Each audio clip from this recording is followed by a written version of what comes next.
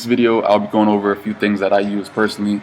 On trading, I don't use nothing crazy. I don't try to use nothing crazy. All I use is supply and demand, fibs, and harmonics if I see a potential pattern, price action, and support and resistance, and that's about it. Alright, so to kick this thing off, I'm just going to first show you how I draw support and resistance, mainly. Okay? So first things first, I draw it from the wicks. The wicks is basically the highest price points that the market tries to reach.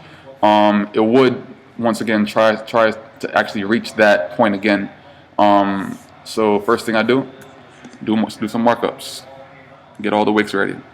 Alright, so wick, wick, wick. Actually, I'll put it right here. The previous one. Wick.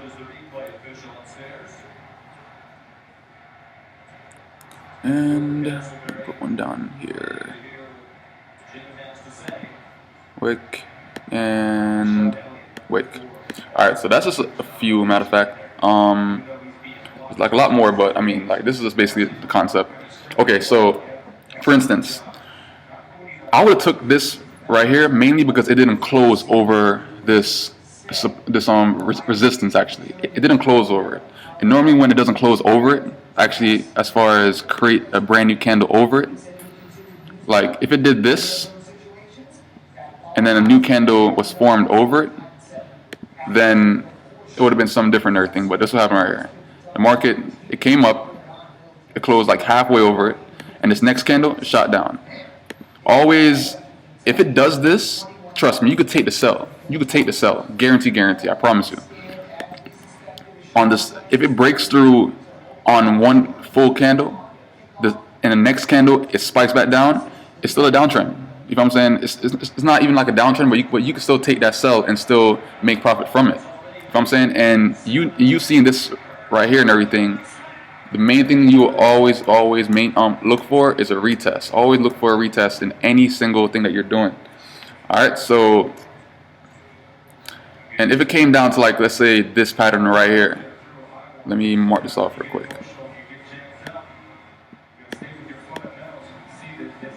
Let's go on a 5 minute.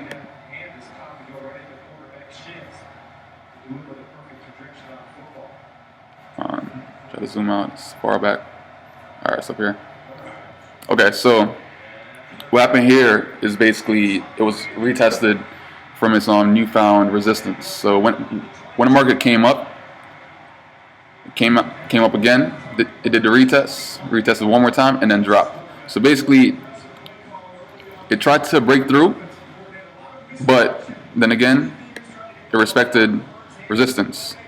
The wicks, remember, always wicks, always wicks, always wicks. Look at your wicks. Trust me, it's a big change. So if I seen this right here, if none of this even existed yet, all this didn't even exist yet, I would have marked off my wicks first, and then wait for a retest. The market always retests wicks, always retests wicks. You know what I'm saying? You don't have to actually keep the wicks that you draw on a 5 minute chart in your whole chart. You know what I'm saying? So like, the main chart that you draw it on is the hour chart, 4 hour chart, on and on and on.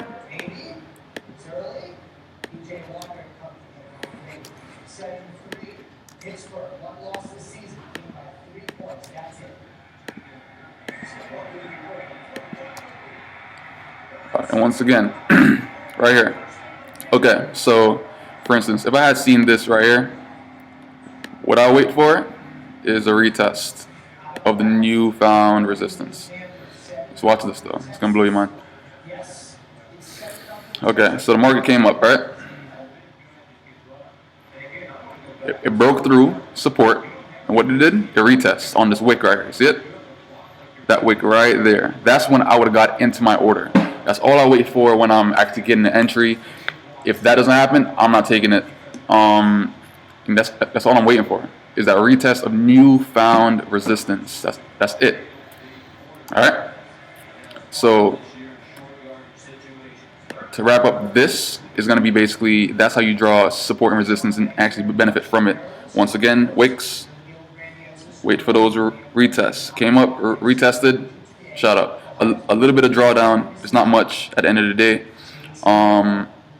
Yeah, but that would have been a definite buy right there actually, and that's all I look for. I don't look for nothing else. I don't try to make nothing complicated. That's all I look for. You know what I'm saying?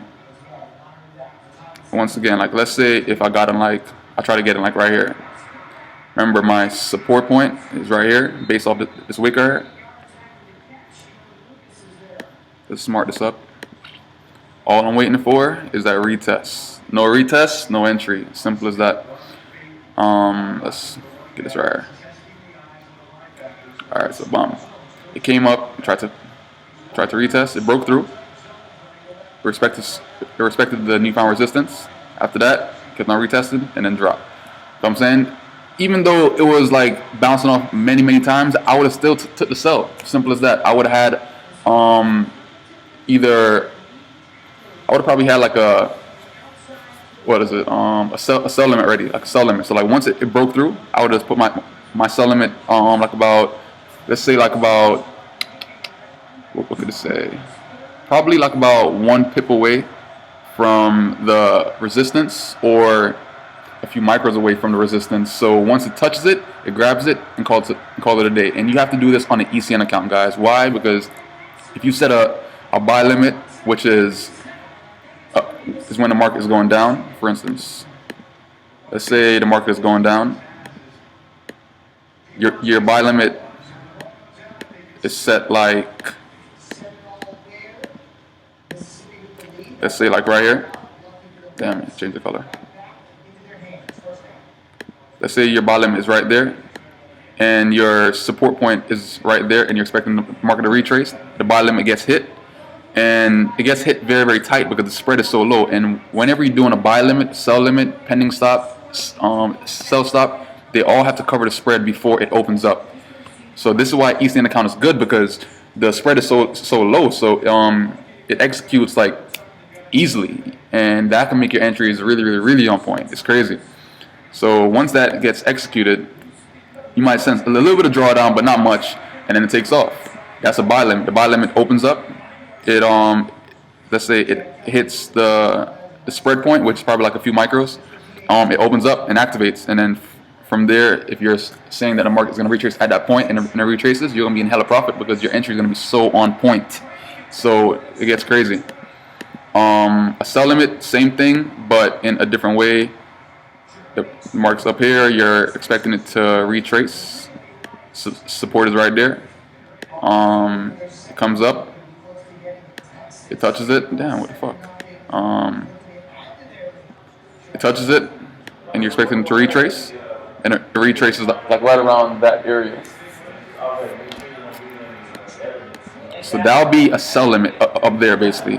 And a sell stop is basically when the market's going down and you just want to hit this one point and then keep on going down. But a buy stop, same thing. The market's going up, you wanted to hit a certain point and pass it, it hits it, and it keeps on going.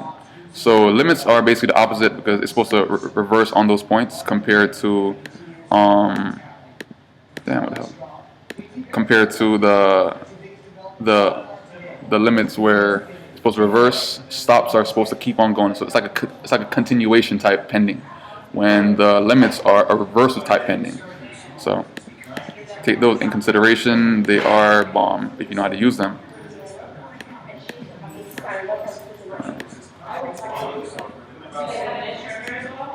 Let me erase this real fast.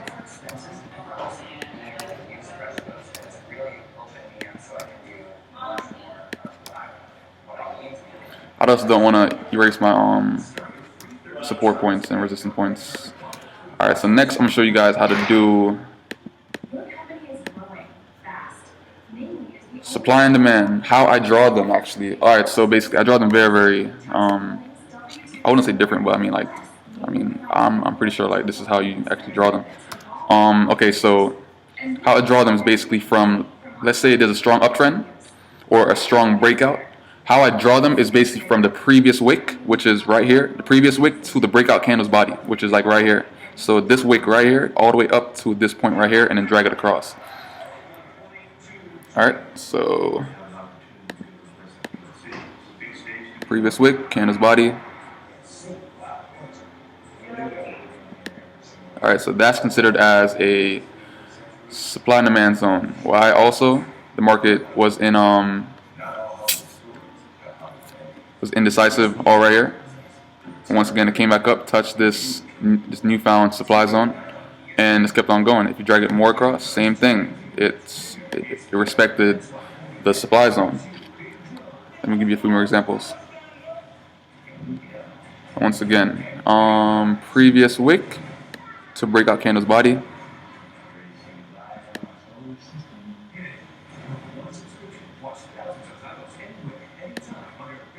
Yeah, just a second down. Had to be pinpoint. Trust me, everything is accuracy. Everything is accuracy.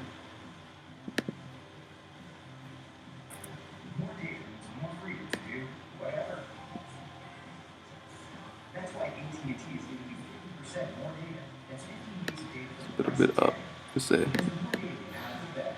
All right, so this would have been a little bit more up. Okay.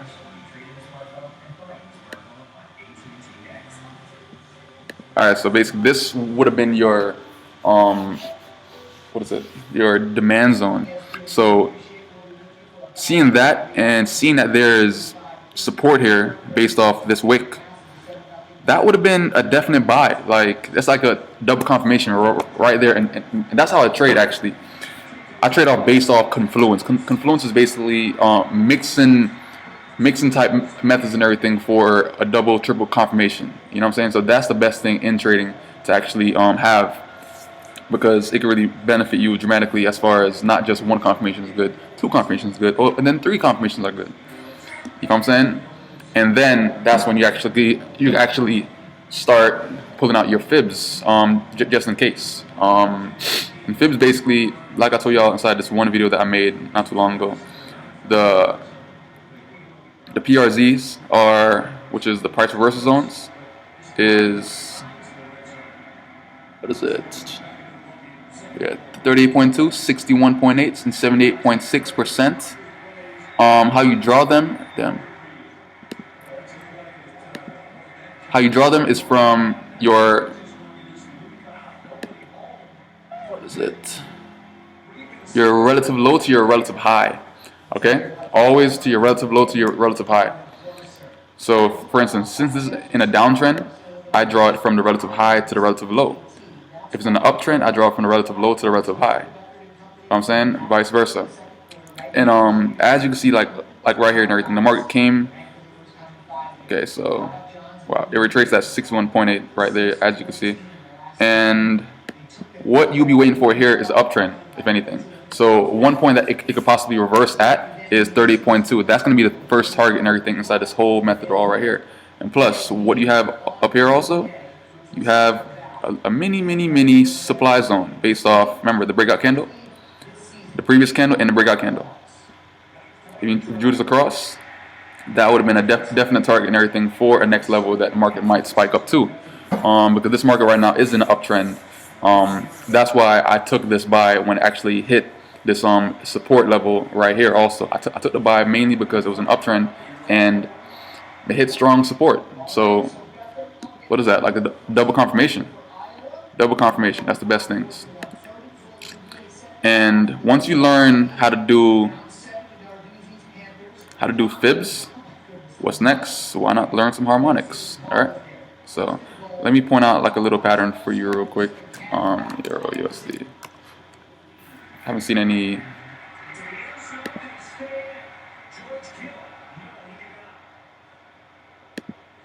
Okay. So, for instance, like when it comes to like patterns, I see only certain patterns just off the head. Honestly, like for instance, like right here, I'll possibly see like a bullish back, mainly because it's the form of a double top formation that breaks out once it hits the retracement level that hit like down here. Like this right here is probably an 88.6, and that's just off the head. I didn't do this before or anything like that. So previous low to previous high. Okay, so damn. So what happened right here exactly? And this right here is possibly a 78.6 retracement level. More than likely. Let's check it out. All right, perfect. 78.6 retracement level right here. And this would form a perfect bullish bat pattern. Because bullish bat patterns are, this is right here. It has to retrace at 50% on the first X and A leg. I'm going to show you guys how to draw this right here. Okay, so X and A leg would basically be right here. X till A, B, C is the 78.6 mark that I told you about earlier. 78.6 and down to 88.6. And what happened next? Bullish. Alright, so if I pull out my fibs, it'll mark it up perfectly. Check it out. Okay, so first the market came up, it dropped back down to what? 50%. And what does that do right here? It has to be from 38.6 to 50%. This time it retraced at 50%. From there, it went up to 78.6, which I showed you earlier. 78.6 can also be 88.6 in that range, either or. I see to actually form at 78.6 a lot more than 88.6, and that could still be considered as a legitimate bullish bat. Okay, so from there, C to D has to equal 88.6, which is X to A has to be 88.6. All right, that has to be a little off. 88.6, 88. 88.6. Okay, so from that point, that would have been a retrace for a bullish type pattern and everything on this market right here. Okay, so in all the mix, sorry, I do like a lot of stuff like when I'm trading. So in the mix, let's clear this off real quick. In the mix, I would be doing a little bit of trend lines to basically draw these points real quick for you. Okay, so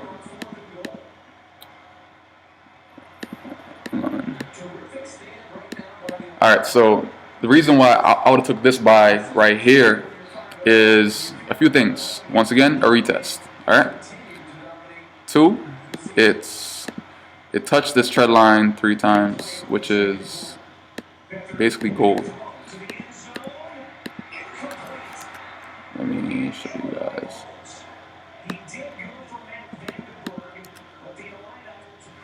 So it was a triple touch, and then it went bullish. That would have been, oh my god, so many pips. I'm going to show you right now how many pips it would have been if you did this on the triple touch of this trend line that didn't break, which was also known as support. That would have been 2,167 micros, which is 216 pips. That would have been crazy. Alright, and once again, if I zoom in on the 5-minute chart, let me go back. What I'm waiting for is that retest. No retest, no entry. And what happened here? Irrespective support, which is basically the trend line, which is a diagonal version of support. And more than likely, I could also find a support point from this also. Let's mark it up. Okay, so once again,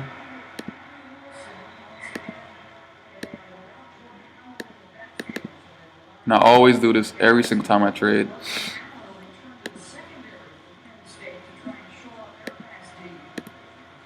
Okay, once again, mark up, mark up, mark up.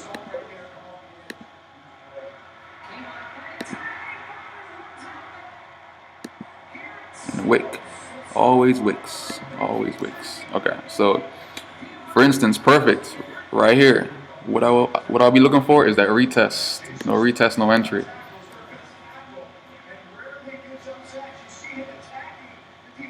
Alright, so what happened right here? It tested support, it came back down, tries to retest again, and then took off. It didn't break support. As you can see, a candle was not formed over support and kept on going. A candle was actually, it was midway. It didn't form over it. Every single time it formed, it was on support. Every single time, nothing more, if I'm saying. So that would have been a definite entry right there, like straight up. what I'm saying? So these are points to actually look out for inside the market. And yeah, like you should get your bomb ass entries. So once again, always do a markup, markup, markup, markup. What happened over here? Just based off this week right here. It retested. What happened right here again? Once again, it retested. I would have took that. Actually, I think I did take that. Yeah, I did. I wrote us down actually. This was after NFP. Yeah, this is NFP, and after actually, I wrote us down to like somewhere like right here. I can't remember like where it actually exited, but a good exit point would have been based off the wicks once again. It's on our chart. Market came down. It touched it. It broke through. That next candle shot up. You know what I'm saying? After that, was confused and shot up. So I mean, that's all I do honestly. Like I don't use that many moving averages, as you can see. I don't need that much stuff. Keep it simple as possible. Study, study, study, study, study, and trust me, you could be forever in profit in no time. And always do these type of analysis and everything on a bigger time frame. H4, H1, daily chart, either or, it's your choice. But trust me, you have some bomb ass entries and everything else. But yeah, this is Quill and Black. So in this video, I pretty much went over. Let me go on the other chart. EuroCAD. I went over supply and demand. I went over fibs and harmonics. A little bit of price action and support and resistance, and that's about it, honestly. So let me know if you guys have any kind of questions. Remember, supply and demand previous wick to the breakout candle's body. You know what I'm saying fibs basically are look for your PRZ zones, which is 38.2, 61.8, 78.6, and 88.6. And price action, basically always look for a retest. Always look for a retest on a 5-minute chart. Basically go off your major patterns and everything on a bigger time frame, which is like hour chart or 4-hour chart. From there you zoom in. Always look for a retest on that 5-minute chart, and yeah, just trade off that. If the candle doesn't form over the new level of support or new level of resistance, it has not been broken. That's why the next candle after that more than likely is gonna go the same direction that it was going before, like continuation type pattern. And yeah, I mean, like that's about it really. So let me know if you guys have any kind of questions. Hit me up. This is Quill and Black on Instagram, QBanks, and yeah, let's be forever in profit, guys.